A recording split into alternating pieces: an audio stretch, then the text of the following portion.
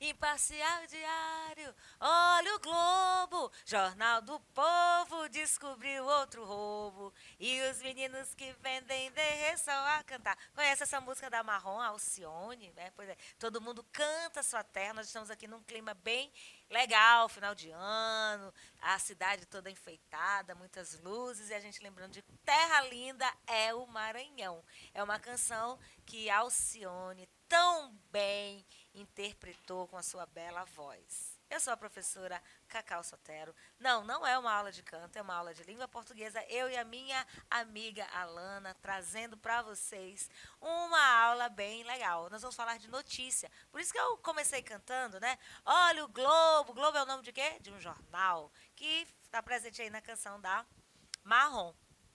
Vamos falar de textos informativos à notícia.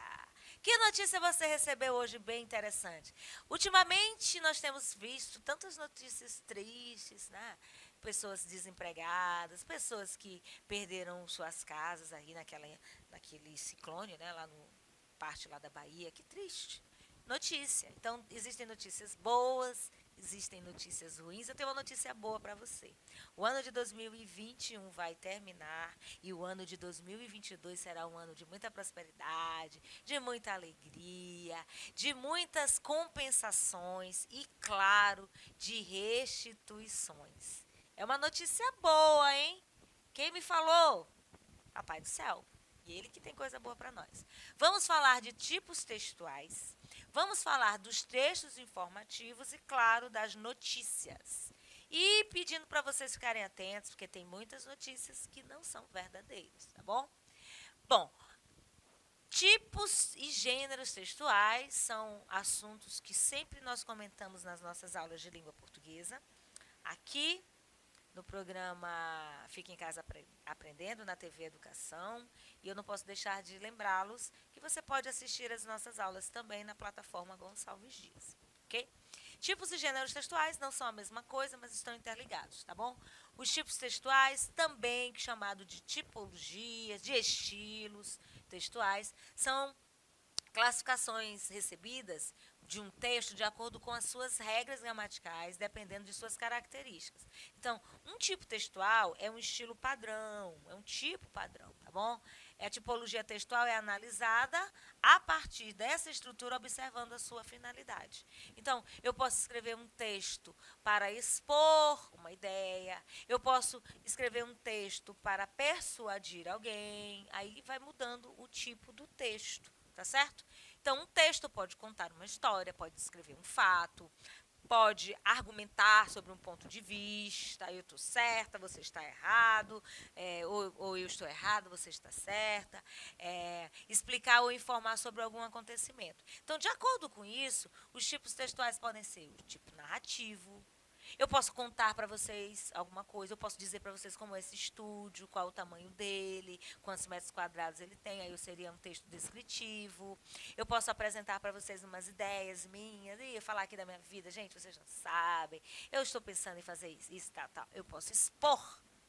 Eu posso também escrever um texto injuntivo.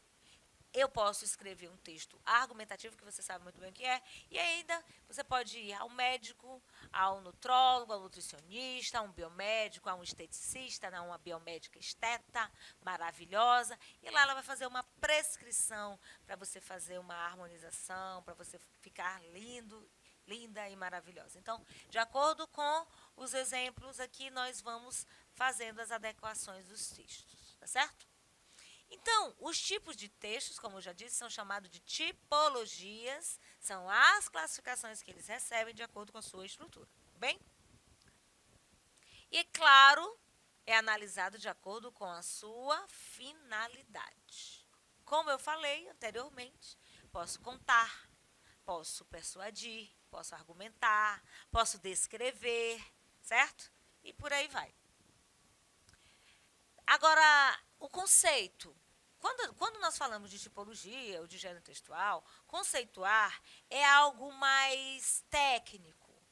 você vai ver que os conceitos podem divergir de acordo com os autores. Então, um tipo textual é um conceito que vai se referir a estruturas linguísticas dos textos, ou seja, vai definir a predominância de expressões estruturais, sintáticas presentes, e aí os elementos que caracterizam e permanecem em cada tipo, além de indicar o objetivo comunicativo de cada um, tá bom? Então, na prática, nós utilizamos determinados gêneros textuais que podem se apresentar em mais de um tipo textual. Por exemplo, a nossa redação tão famosa do vestibular, no Enem, é um texto que usa a dissertação, que é a exposição, e a argumentação. Vou voltar aqui para você ver, ó. Exposição e argumentação. Nós usamos essas duas tipologias dentro de um texto só. É isso que ele está dizendo aqui, tá bom? Gêneros textuais também podem apresentar mais de uma tipologia.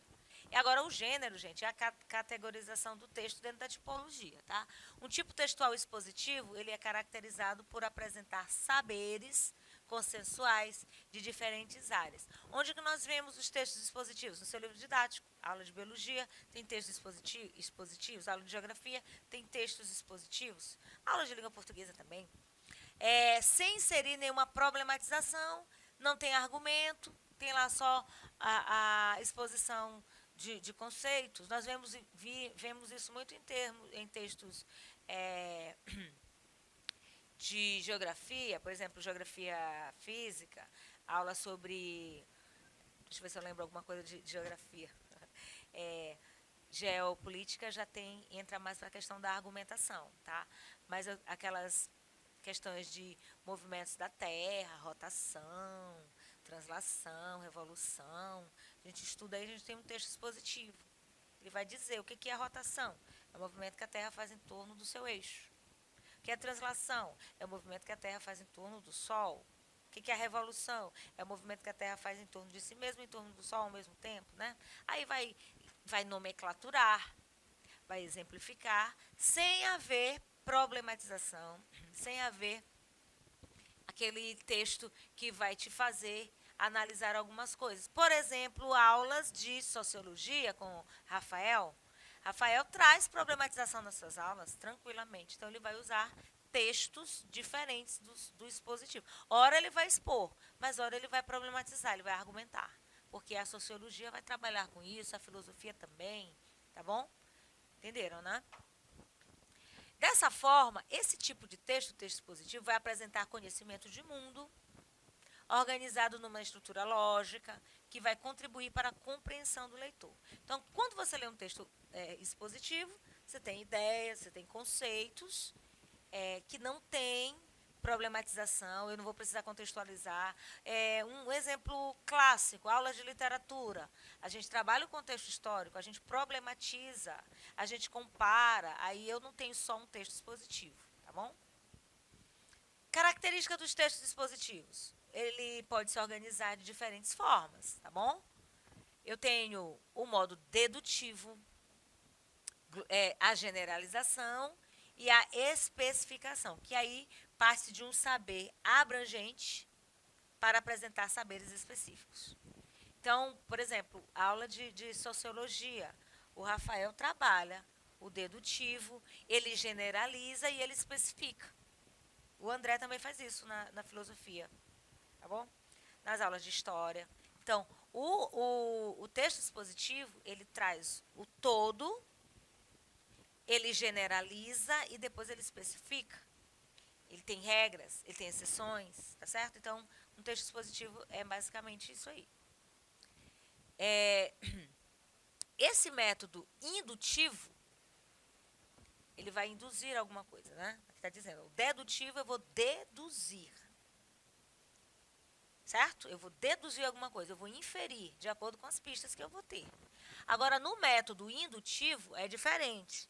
Parte de um saber específico para que eu possa generalizar. E aí, às vezes, é perigoso, porque uma referência isolada não pode servir de indução. Então, eu tenho um método indutivo, eu especifico, aí eu generalizo. Então, na pandemia nós vimos muito isso. O negócio começou, contaminação em determinada área, aí o negócio foi específico da área, mas depois ele se alastrou, generalizou. Mais ou menos isso é para ver se dá para vocês entenderem. Eu tenho um método dedutivo indutivo, que generaliza e especifica. Então, essa generalização vai fazer parte de um saber geral que se apresenta em especificações até chegar a uma conclusão para uma nova generalização. Então, por exemplo, o estudo do Covid-19 e agora o estudo do Ômicron e da Delta são estudos que vêm do método dedutivo indutivo, generaliza, especifica para generalizar de novo.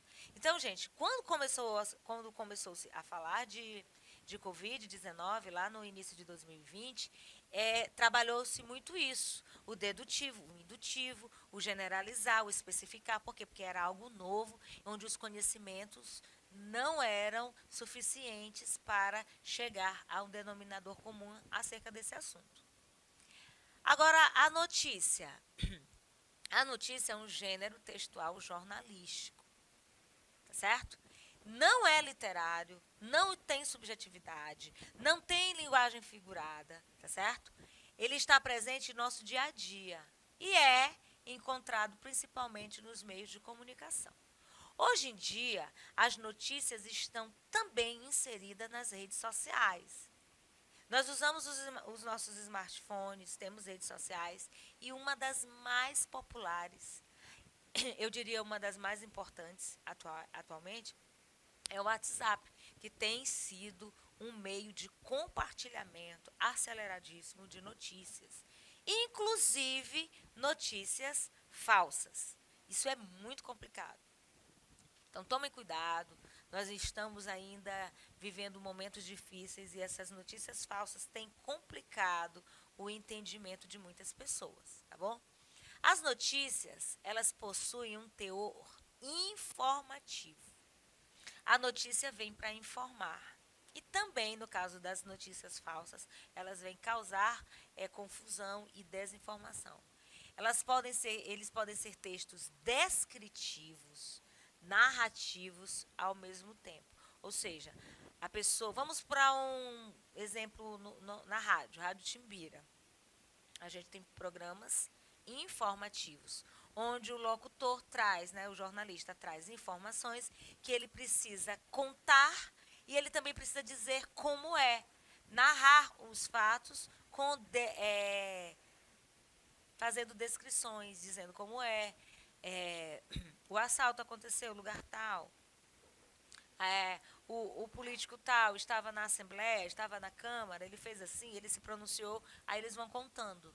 Então, vai apresentar tempo, espaço e as personagens envolvidas são personagens reais, que são as pessoas que comungam, né, que estão ali presentes em relação à notícia. Então, exemplo.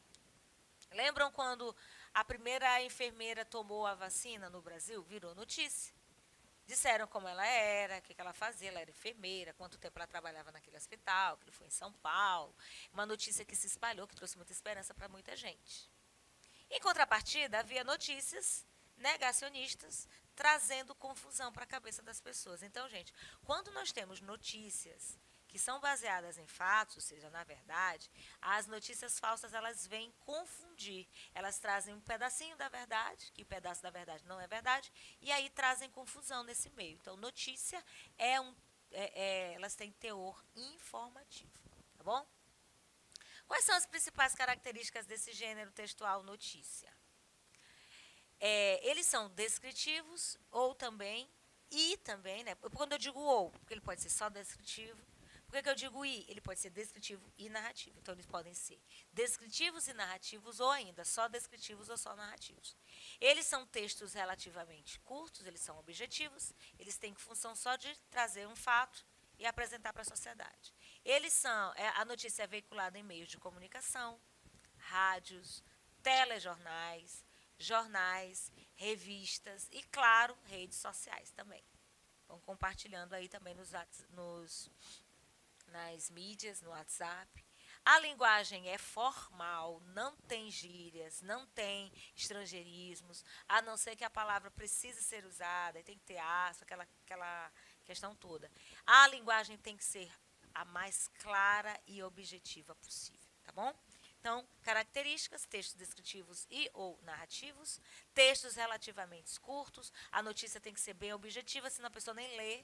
Tem muita gente que não gosta de ler textos longos. São notícias veiculadas em meios de comunicação e a linguagem é formal, clara e, claro, objetiva.